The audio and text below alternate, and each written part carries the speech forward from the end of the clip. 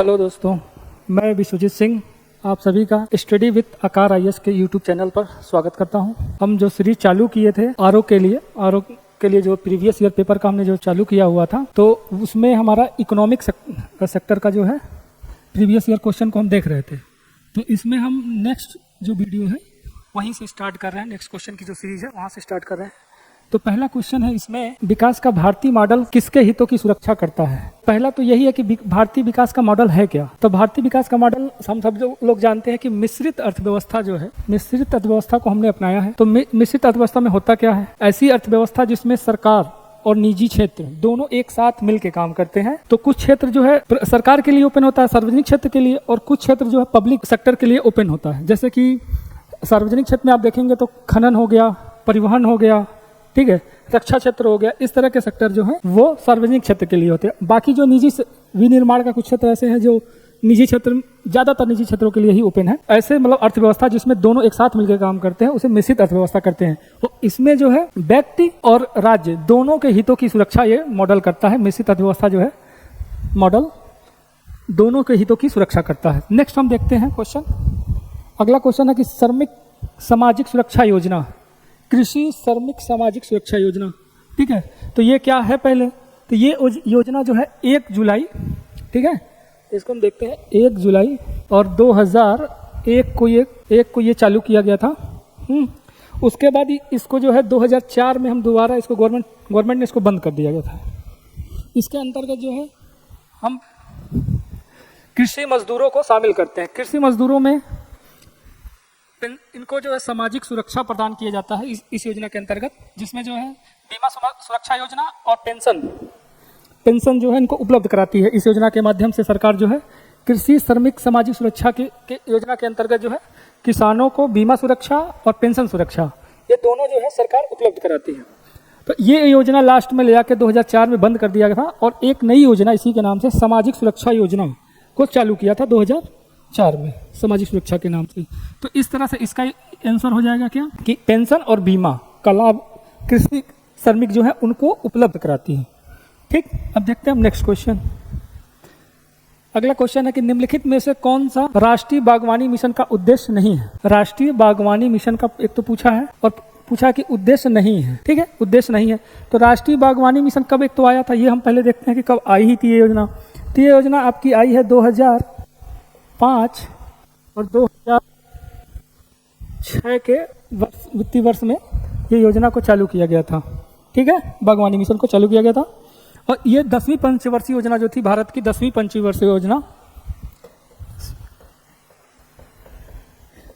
10वीं पंचवर्षीय योजना के अंतर्गत इसको लाया गया था, ठीक है, जिसमें जो है क्या था कि बागवानी क्षेत्र जो था उनकी ऊंची समृद्धि दर को प्राप्त करना, एक तो इसका उद्देश्य ये था।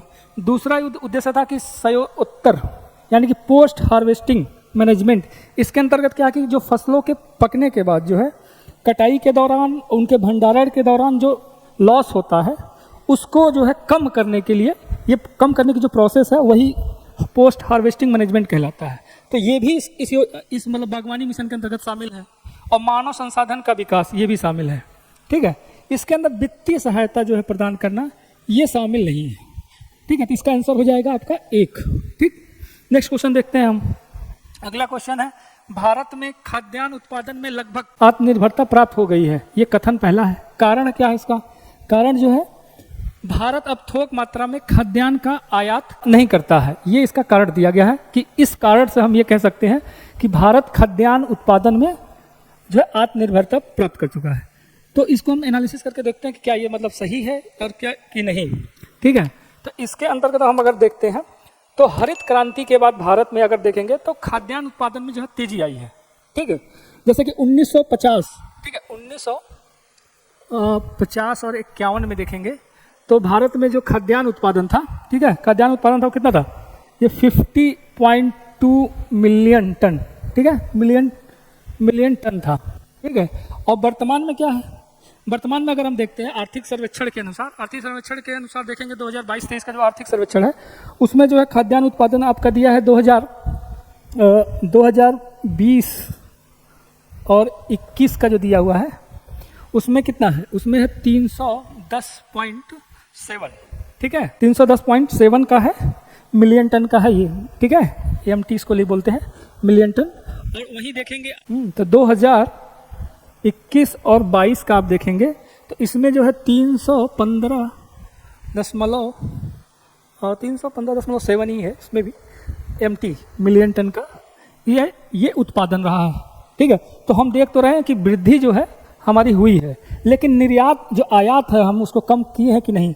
तो आप आयात को देखेंगे तो वर्तमान में जो भारत का कृषि आयात है वो ज़्यादा है, ठीक है। इस समय भारत जो है खाद्यान्नों का आयात करता है। अगर हम इस तरह से अगर देखें तो 2020 और 21 में यहाँ पे देखते हैं, ठीक है, कि 2020 और 21 में आप देखेंगे तो कृषि निर्यात जो भारत का कृषि निर्यात रहा है वो 50.2 अरब डॉलर का रहा है, ठीक है, अरब डॉलर का ये रहा है, ये डॉलर का आपका इतना जो है ये निर्यात है भारत का, एग्रीकल्चर निर्यात। तो इस हिसाब से ये कह सकते हैं कि भारत जो है वर्तमान में एक तो खाद्यान्न में आत्मनिर्भरता प्राप्त कर चुका है, क्योंकि एक्सेस है तभी तो वो निर्यात कर रहा है। तो इसके हिसाब से आप देखेंगे तो भारत का जो पहला स्टेटमेंट है कि भारत में का A और R दोनों सही है और सही व्याख्या करता है, ठीक है। इसका आंसर ये हो जाएगा। नेक्स्ट क्वेश्चन हम देखते हैं। अगला क्वेश्चन है कि निम्नलिखित में से कौन सा कृषि उत्पाद अपने निर्यात से क्या है कि देश के लिए सर्वाधिक विदेशी मुद्रा प्राप्त करता है, ठीक है। तो सर्वाधिक विदेशी मुद्रा जो है, जो ये क्वेश्चन प्रीवियस ईयर क्वेश्चन ही है, तो जिस समय ये पूछा गया था जिस प्रश्न काल में, उसमें देखेंगे कि उस समय जो है उसका आंसर कहवा था, ठीक है। लेकिन वर्तमान में क्या है, वर्तमान में अगर देखते हैं कृषि उत्पाद से सबसे ज़्यादा जो है विदेशी मुद्रा प्राप्त करने में, तो प्रश्न के जो ऑप्शन दिए गए हैं उसके अनुसार तो आपका बासमती चावल हो जाएगा, ठीक है। लेकिन पहले नंबर ये दूसरा स्थान है, ठीक है, इसका जो स्थान है हाँ ये दूसरा है। पहले पे है जो है समुद्री उत्पाद, एग्रीकल्चर उत्पाद में देखेंगे तो समुद्री जो उत्पाद है वो जो है पहले नंबर पे है, और दूसरे नंबर पे बासमती चावल है विदेशी मुद्रा को प्राप्त करने में, किसमें, एग्रीकल्चर सेक्टर के जो उत्पाद हैं उसमें, प्रोडक्ट हैं उसमें, ठीक है। तो इस तरह से इसका आंसर हो जाएगा आपका B। नेक्स्ट देखते हैं, मौसम आधारित फसल बीमा योजना सर्वप्रथम कब लागू की गई थी, ठीक है। तो इसको हम देखते हैं कि ये फसल बीमा योजना तो कब आई थी, ठीक है, मौसम आधारित फसल बीमा योजना कब आई थी और कहाँ पे लागू किया गया था। तो मौसम आधारित जो फसल बीमा थी वो सबसे पहले जो है 2007 में इसको लॉन्च किया गया था, कहाँ पे, कर्नाटका में, ठीक है। कर्नाटक में सबसे पहले इसको शुरू किया गया था, कर्नाटक में, और किसमें, खरीफ के सीजन में इसको चालू किया गया था सबसे पहले। और भारत में हम ये देखते हैं कि भारत में जो फसल बीमा के जनक, भारत में फसल बीमा के जनक कौन थे, तो इसमें नाम आता है प्रोफेसर VM, ठीक है, VM दांडेकर को भारत में जो है फसल बीमा योजना का, मतलब फसल बीमा योजना का इनको जनक माना जाता है। तो इस तरह का क्वेश्चन कभी पूछ सकता है, ऐसा कुछ कभी भी क्वेश्चन इस तरह के बन सकते हैं। नेक्स्ट क्वेश्चन देखते हैं। नेक्स्ट क्वेश्चन है कि निम्नलिखित में से कौन सा भारतीय कृषि के निम्न उत्पादकता का कारण, कह रहा कि नहीं है, ठीक है, नहीं है। तो इसमें आप अगर सीधा आप देखेंगे तो भाई जनसंख्या का दबाव ये आपका है जो भारत के कृषि उत्पादकता पर जो अपोजिट प्रभाव डालता है, ठीक है। प्रचंड बेरोजगारी है, ये भी उसको निम्न उत्पादकता बढ़ाता है। सहकारी कृषि, उसके बाद एक भूमि का जोताकार, ये तीनों जो है आते हैं भारत की कृषि की निम्न उत्पादकता के ये कारण है, ये तीनों। सहकारी कृषि जो है ये नहीं है, क्योंकि ये कृषि की उत्पादकता को बढ़ाता है, न कि ये कम करता है। तो इस तरह इसका आंसर हो जाएगा आपका C। नेक्स्ट क्वेश्चन देखते हैं, कह रहा किसी फार्म के चल लागत पूंजी में निम्नलिखित में से क्या शामिल नहीं है, ठीक है। एक तो नहीं बताना है, और चल लागत पूंजी फार्म के यानी कि खेतों की जो खेती हम करते हैं उसकी बात कर रहा है। तो उसमें जो है इसके अंतर्गत क्या शामिल होता है, चल लागत पूंजी में क्या शामिल होता है। चल लागत पूंजी में एग्रीकल्चर कृषि लागत जो है, एग्रीकल्चर इनपुट्स को हम शामिल करते हैं। तो एग्रीकल्चर इनपुट्स क्या क्या है, जैसे कि बीज हो गया, उर्वरक हो गया, सिंचाई जल हो गया, ये क्या है, कृषि में लागत, मतलब इनपुट्स हैं, कृषि लागत है। भूमि राजस्व को इसमें शामिल नहीं करते हैं। इस तरह से इसका आंसर हो जाएगा आपका D। नेक्स्ट क्वेश्चन देखते हैं हम, एक किसान जिसके पास 1 हेक्टेयर से 2 हेक्टेयर तक का जोत है उसे जाना जाता है।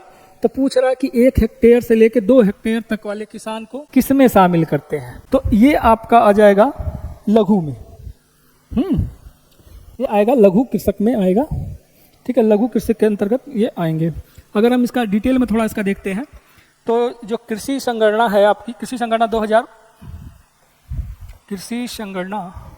2015-16 के अनुसार अगर देखते हैं तो मैं इसी पे बता देता हूँ आपको, ठीक है।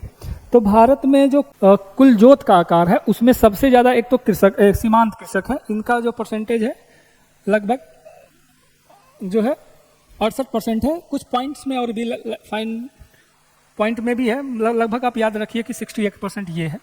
और इसका जो परिभाषा क्या है, इसकी परिभाषा ये कहती है कि ऐसे कृषक जिनके पास जो है 1 हेक्टेयर से कम अगर है, जोत का आकार 1 हेक्टेयर से कम है, तो वो क्या आते हैं, सीमांत कृषक में आते हैं।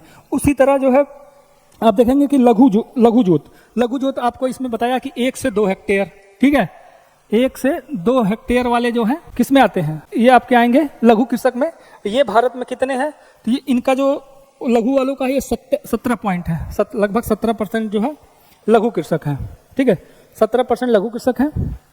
उसके बाद आपका मध्यम जोत देखेंगे तो मध्यम जोत में आता है कि 2 से 4%, ठीक है, 2 से 4% जो है 2 से 4 हेक्टेयर, 2 से 4 हेक्टेयर जो आएंगे वो आपके मध्यम कृषक होंगे और उनका जो परसेंटेज है वो 9.56% है, ठीक। उसका बड़े, तो बड़े वाले को आप देखें तो यहाँ पे इसको ऐसे निकाल के देखते हैं, बड़े वाले को देखेंगे तो 10 हेक्टेयर, ठीक है, या उससे अधिक, उससे अधिक जिसके पास मतलब जोत का आकार जिनका 10 हेक्टेयर है या 10 हेक्टेयर से अधिक है वो बड़े कृषक आता है। इनकी जो संख्या है वो भारत में है कितना, 0.557 है, 0.57% है, ठीक। तो इस तरह से हम इसका आंसर क्या है, लघु कृषक आते हैं। बाकी का भी हमने बता दिया है, आप याद कर सकते हैं, इस तरह के क्वेश्चन पूछे जाते हैं आरओ में एग्रीकल्चर सेक्टर से। नेक्स्ट क्वेश्चन है, निम्नलिखित में से कौन एजेंसी भारत से कृषि सामानों के निर्यात में सम्मिलित नहीं है, ठीक है, मतलब सहभागी नहीं है। तो नेफेड हुआ, state trading corporation, IFFCO, MTC, ये ऑप्शन में दिया हुआ है। तो नेफेड हम सब जानते हैं कि नेफेड जो है क्या है, नेफेड ये SC ST और जो वनवासी होते हैं कि उनके एग्रीकल्चर उत्पाद होते हैं या वन उपज है उनका जो है ये निर्यात करता है, ठीक है। तो ये तो नहीं है, ठीक। उसका स्टेट ट्रेडिंग कॉर्पोरेशन ये बेसिकली बनाया गया था यूरोपीय जो देश हैं, यूरोपीय देशों के साथ जो है के साथ कृषि व्यापार करने के लिए इनको बनाया गया था। ये और भी चीज़ें का मतलब व्यापार करता है, यूरोपीय देशों के साथ और भी व्यापार करता है, उसमें कृषि भी शामिल है, ठीक है। अन्न के साथ ये कृषि का भी व्यापार करता है, यानी कि निर्यात होता ही है, तो इसलिए ये भी नहीं है। एमटीसी ये भी वही है, एमटीसी में भी आप देखेंगे तो ये भी खनिज पदार्थ, ठीक है, खनिज है और भी चीज़ों का, उसके साथ ये एग्रीकल्चर जो उत्पाद हैं उनका भी, कृषि का भी जो है वो करता है, कृषि उत्पाद का भी, इसका भी ये निर्यात करता है। लेकिन इफको जो है ये नहीं करता। इफको किस में संलग्न है, इफको को हम अगर देखेंगे तो इफको रासायनिक उर्वरक बनाने में ही ये कार्य करता है, बाकी ये सब जो है सब कृषि उत्पाद को जो है व्यापार में संलग्न है। अगर इसका देखते हैं कि इनका निर्माण एक बार देख लेते हैं कि कब कब हुई थी, तो नेफेड का हुआ है आपका 1958 में, ठीक है, 1958 में हुआ है, जबकि स्टेट ट्रेडिंग कॉर्पोरेशन का ये 1956 में बनाया गया है, ठीक है, 1956 में इसको बनाया गया है। एमटीसी को देखेंगे तो ये 1963 में इसको बनाया गया है, ठीक। अब नेक्स्ट क्वेश्चन देखते हैं। नेक्स्ट क्वेश्चन है, भारत के राज्यों में से उत्तर प्रदेश में निम्नलिखित में से किन फसलों के उत्पादन में अग्रणी है। तो हम सब जानते हैं कि इसमें उत्तर प्रदेश जो है गेहूं, आलू और गन्ना, ठीक है, गेहूं, आलू और गन्ना के उत्पादन में अग्रणी है, इसमें जो है इसका पहला स्थान है, ठीक। तो इस तरह इसका आंसर हो जाएगा बी। नेक्स्ट क्वेश्चन देखते हैं। अगला क्वेश्चन, निम्नलिखित युग्मों में से कौन सा सम्मिलित नहीं है। तो निम्नलिखित युग्मों में से कौन सा सम्मिलित नहीं है, तो रबड़ में थाईलैंड पता है, ये पहले नंबर पे आता है, थाईलैंड जो है रबड़ के उत्पादन में, ठीक है। अब स्पेन जो है जैतून क्या है, ये भूमध्य सागरीय जलवायु में पाए जाने वाला है, ठीक है। तो भूमध्य सागरीय जलवायु के पास ही देखेंगे तो आपका स्पेन है, ठीक है। आप इधर देखेंगे फ्रांस के बाद आपका स्पेन आयरलैंड वहीं आसपास में है। तो ऐसा है कि ये भी आंसर नहीं है, यहाँ पे जैतून का उत्पादन होता है और गन्ना जो है ब्राजील में होता है। अब यहाँ पे हम जो देख रहे थे कहवा का जो क्षेत्र दिया हुआ है मंगोलिया, ये सही नहीं है, ठीक है, ये आपका गलत है, क्योंकि कहवा के उत्पादन में कौन सा है, कहवा के उत्पादन में भी जो है ब्राजील ही है, ठीक है। तो इस तरह से इसका आंसर हो जाएगा बी। नेक्स्ट क्वेश्चन देखते हैं। नाइजर या रामतिल फसल एक तेल की फसल है, इसके बीजों में तेल की कितनी मात्रा पाई जाती है? तो नाइजर क्या है? नाइजर एक जो है तिलहन फसल है, ये छोटी फसल होती है, छोटी हाइट इसकी छोटी होती है, ठीक है। ये क्या है? ये तिलहन फसल है। इसके बीजों में अगर देखेंगे तो इसके बीज में जो है 37 से लेकर 47 तक जो है ऑयल पाया जाता है। ये हल्के जो है इसका स्वाद बादाम के कलर स्वाद आता है और इसका रंग भी हल्का पीले तरह का होता है, ठीक है। ये पवित्र कार्यों में इसका उपयोग किया जाता है, जैसे कि शरीर का अभिषेक करने में, पेंट बनाने में, ठीक है, मुलायम साबुन बनाने में, इस तरह की चीज़ों में इसका उपयोग किया जाता है। तो और ऑयल का जो प्रतिशत है वो 37 से 47% है, ठीक है। तो नेक्स्ट क्वेश्चन देखते हैं। अगला क्वेश्चन है कि स्वतंत्र भारत की प्रथम औद्योगिक नीति की घोषणा कब की गई थी? तो स्वतंत्र भारत की औद्योगिक नीति जो है 1948 में, जो आपके डॉक्टर श्यामा प्रसाद मुखर्जी जी थे, उन्होंने इसकी घोषणा करी थी 1948 में, ठीक है। और इसी औद्योगिक नीति से जो है भारत में मिश्रित अर्थव्यवस्था की नींव जो है पड़ी थी। इसी के पहली औद्योगिक नीति के माध्यम से ही भारत में मिश्रित अर्थव्यवस्था की नींव पड़ी थी। और इसका जो है आंसर है 1948 में इसकी घोषणा हुई थी। और इसकी घोषणा उस समय के तत्कालीन उद्योग मंत्री उस समय डॉक्टर श्यामा प्रसाद मुखर्जी जी थे, उन्होंने ही इसका घोषणा करी थी। नेक्स्ट क्वेश्चन है, 15वां क्वेश्चन है आपका एमएसएमई के बारे में पूछा है कि एमएसएमई अधिनियम 2020 के विषय में पूछा कि निम्न कथनों पर विचार कीजिए। पहला कथन है, भारत सरकार ने 13 मई 2020 को आत्मनिर्भर भारत पैकेज के अंतर्गत एमएसएमई की नई परिभाषा की घोषणा की। दूसरा स्टेटमेंट है, यह बदली परिभाषा 1 जून 2020 से प्रभावी हुआ और नई परिभाषा में विनिर्माण और सेवा क्षेत्र की इकाइयों में वर्गीकरण का एक समान सूत्र अपनाया गया। पूछा कि कौन सा सही है स्टेटमेंट, ठीक है। तो देखते हैं कि कौन सा स्टेटमेंट सही है इसका। तो ये जो पहली बात, ये आया कब था, ये देखते हैं कि एमएसएमई अधिनियम जो है कब का है। तो पहले इसे 2006 में सबसे पहले आया था, उसके बाद, ठीक है, मई 2020 में एक घोषणा सरकार की तरफ से की गई थी आत्मनिर्भर भारत की योजना के तहत, जो योजना नहीं मतलब आत्मनिर्भर पैकेज जो इनका आया था, उसी के तहत इसकी घोषणा की थी कि जो एमएसएमई की जो परिभाषा है उसमें संशोधन किया जाएगा, ठीक है। उसके बाद संशोधन किया गया और ये जो है प्रभावी जो हुआ है ये गलत है।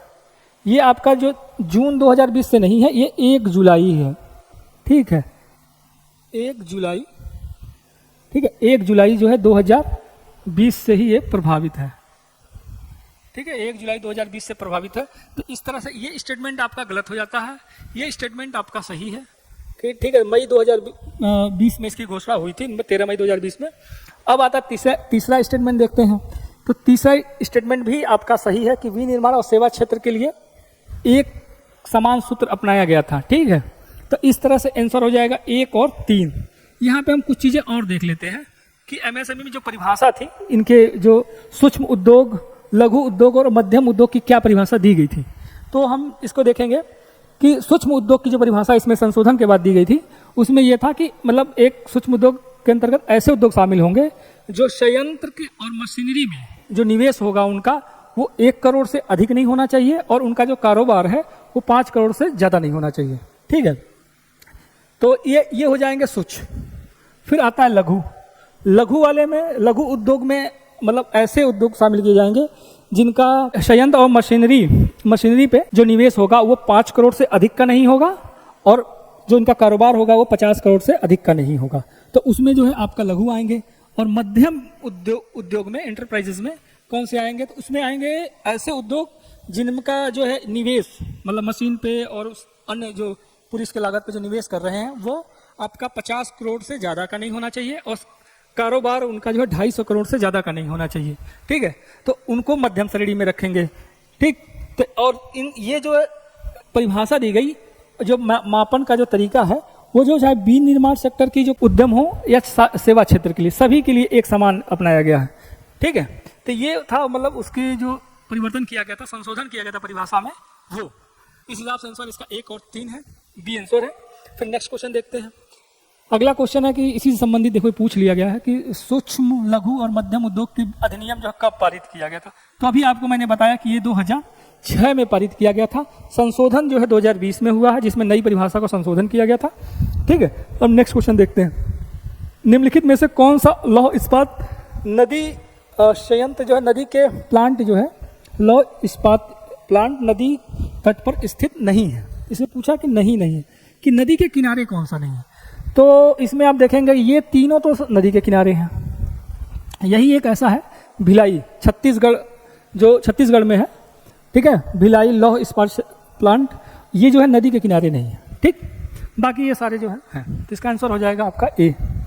नेक्स्ट क्वेश्चन, उपभोक्ता सहकारी भंडार स्थापित किए जाते हैं। ठीक है, उपभोक्ता सहकारी भंडार स्थापित किए जाते हैं। तो एक तो इसको जो भंडार है इसको समिति भी कहते हैं, उपभोक्ता सहकारी समिति।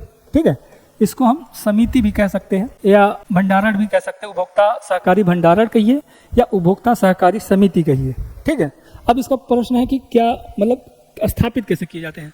तो इसका जो स्थापना होती है वो सहकारी, इसका जो स्थापना क्या, इसका जो पंजीकरण होता है सहकारी समिति अधिनियम, सहकारी समिति अधिनियम 1912 के अंतर्गत ये जो है इसका पंजीकरण होता है। और इसके जो सदस्य होते हैं, सदस्य कहिए या इसके निबंधक, ठीक है, निबंधक या सदस्य, जो उन्हीं के द्वारा इसकी स्थापना होती है।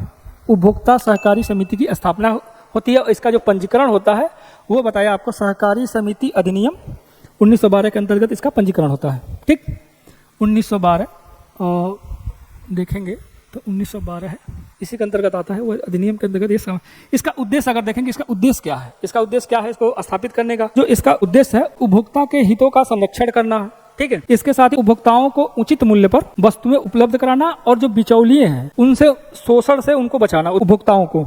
इसमें क्या है कि ये क्या करते हैं, डायरेक्ट जो निर्माता है, ठीक है, उत्पाद के जो निर्माता या तो उनसे डायरेक्ट खरीदेंगे या थोक में जो है वस्तुओं को खरीदते हैं। इससे क्या है, बिचौलियों की जो भूमिका है वो खत्म हो जाती है, जिससे वस्तु का जो कीमत है वो नॉमिनल रहता है, मतलब कि बढ़ता नहीं। ठीक है, तो ये उपभोक्ता सहकारी समिति के जो सदस्य होते हैं उन्हीं के द्वारा इसका पंजीकरण किया जाता है। ठीक, तो इस तरह से क्या पूछे हैं कि मतलब इसे स्थापना जो इनके सहकारी समिति के निबंधकों द्वारा इसका किया जाता है। आंसर हो जाएगा बी। अब देखते हैं इसका नेक्स्ट क्वेश्चन।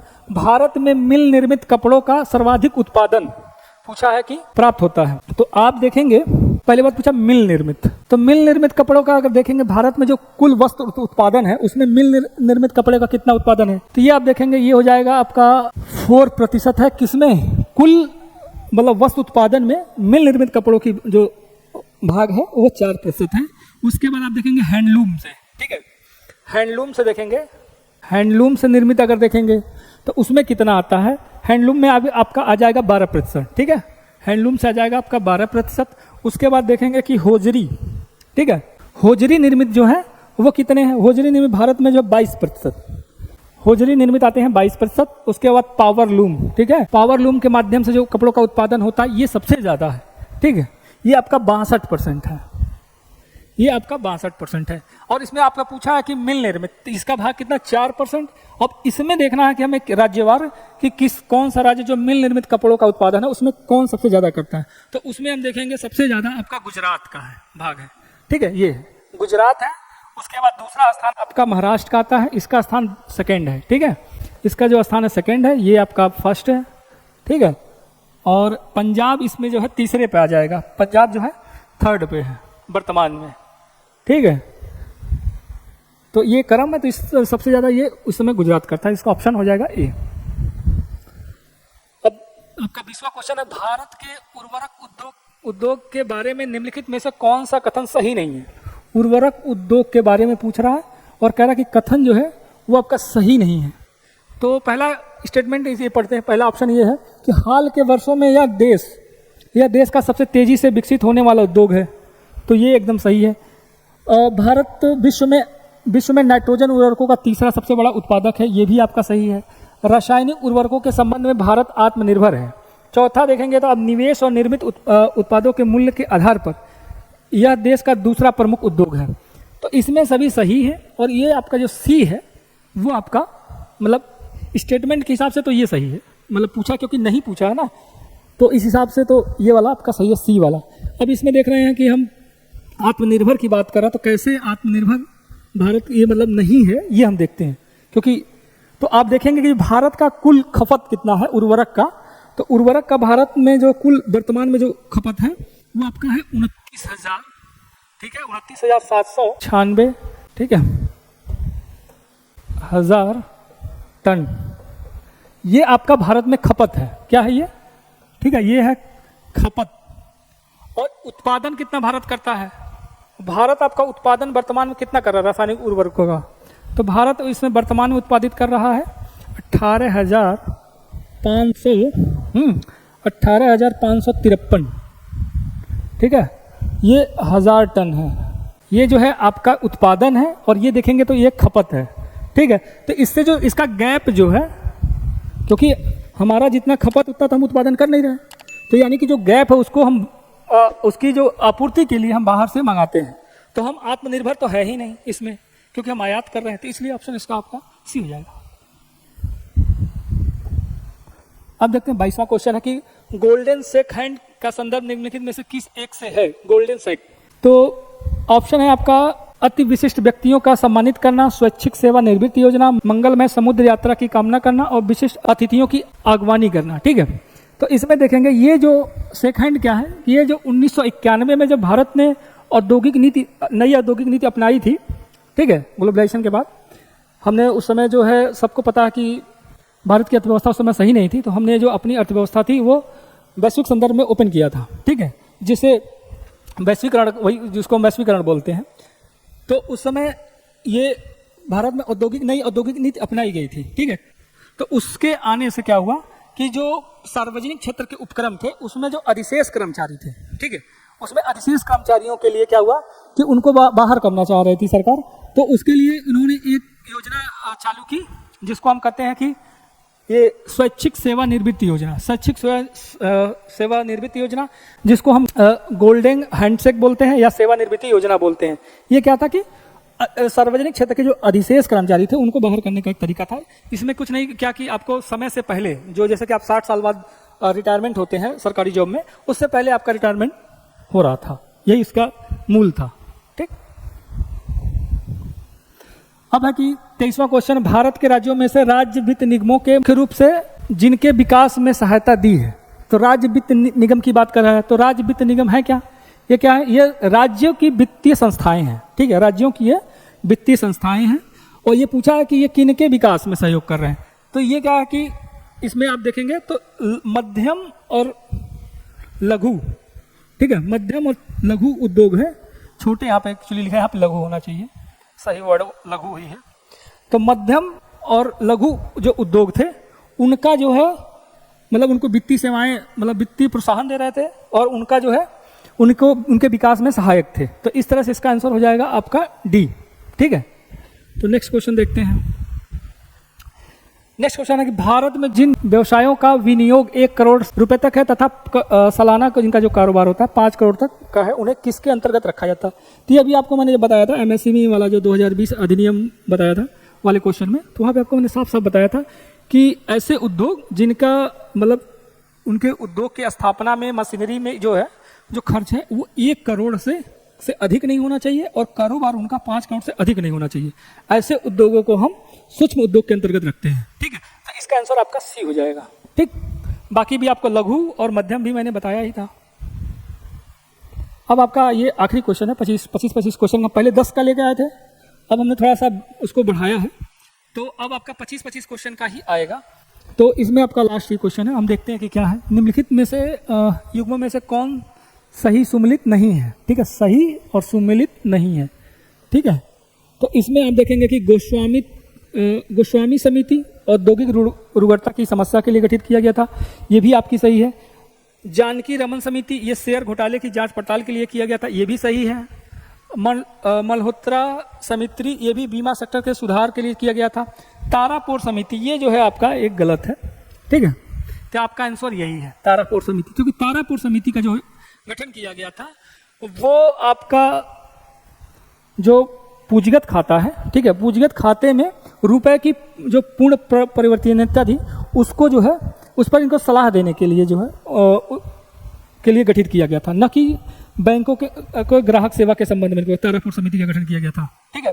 पूंजीगत खाते के मतलब कैपिटल अकाउंट में जो रुपए की कन्वर्टेबिलिटी है उसको उस पर सलाह देने के लिए इसको जो है गठित किया गया था। तो इस तरह इसका आंसर हो जाएगा आपका डी, ठीक है। तो ये आपके पूरे 25 क्वेश्चन हो गए हैं, आप इसको देख सकते हैं, बहुत ही हेल्पफुल होगा आपके रिवीजन के तौर पे, आप इसको देख सकते हैं। और हमारे इसी तरह से आज का ये वीडियो हम ख़त्म यहीं पे समाप्त कर रहे हैं। और आप सभी से निवेदन है कि जो हमारा यूट्यूब चैनल है स्टडी विद आकार IAS उसको सब्सक्राइब करें, उसको और लोगों को फॉरवर्ड करें, ठीक है। तो थैंक यू फॉर वॉचिंग।